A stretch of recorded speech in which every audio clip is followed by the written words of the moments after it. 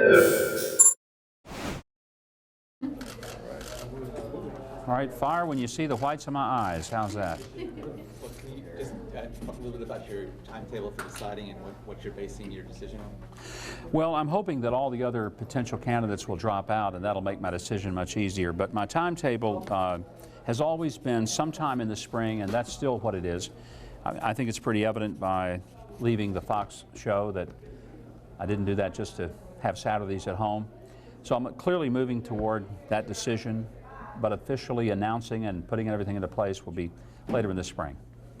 And does it feel strange to be back at this after years away from it? Not really, because frankly, I mean, I've been on the campaign trail for other people nonstop. I've never stopped doing political things. And in fact, sometimes I think I was campaigning harder for other people than I ever did for myself.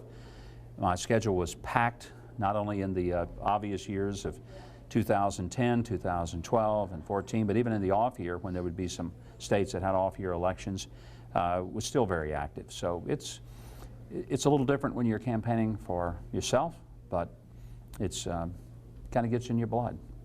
Is it hard to evaluate the field because it's so large and fluid? You know, the good thing about our field, quite frankly, we have a lot of good people that are contemplating running or are so close to it, I think it's pretty easy to declare that they are running. And I think the strong competition is good for us all. I just hope that the competition will be about putting our ideas forth, and it won't be a fratricide, which has been one of the dilemmas the Republicans have faced in previous cycles. If there's a lot of dark money that goes and spends just to attack other Republicans, that's very destructive to the party and to the cause. But if we look at this like we're all on the same football team, we all want to be quarterback, and we have to decide what's the best way to be quarterback. Is it to outplay the other guys that are auditioning, or is it to take a baseball bat and take it to their kneecaps? I mean, I'd like to think that we're going to grow up and mature enough to say the best way to win the job is to earn it, not to get there by disabling the other people who want it as well. And I don't see other Republicans as my opponents so much as I do rather people who simply want the same position that I might want on the team. Yeah, something that Karl Rove said recently, that you were the most visible social conservative that is probably running for 2016. How do you respond to that? Do you think that that's one of your strengths going into this? Well, I consider myself a full spectrum conservative. I mean, first and foremost, I'm a national security conservative who believes that America should be strong, that the best way for us to defeat the threat of Islamic jihadism is to be the strongest nation that nobody wants to mess with. Nobody is going to start a war with you if they know they're going to get their butt whipped. They just don't. They start a war, they come after you when they don't think you're going to do anything about it. So I think that's first and foremost. Secondly, I think it's tragic that for the past 40 years, the bottom 90% of American families have had a stagnant wage.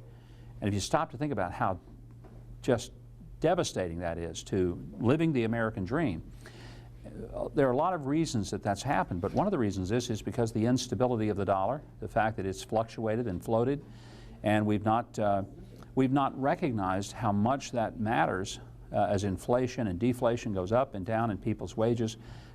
They may go up, but then the cost of everything goes up, and they're not getting ahead. So the average American family today actually has $1,200 a year in less income, in real income, than they did 5 or 6 years ago. People can't get ahead when that's happening. Do you think that Americans are ready for a strong conservative voice in the White House? I think Americans are more than ready for a strong conservative voice, but even more than a voice is somebody who has the experience of governing and who can work with people. If there's one great need that I think we need and have not had the past 6 years, it's a president that recognizes that in politics you have to learn to work with, build relationships with, and get consensus with people all over the spectrum. You're not going to get everything you want. I always tell people one of the greatest political scientists of all time was Mick Jagger, who said you can't always get what you want. And that's rule one of politics. It's true in marriage, it's true in business.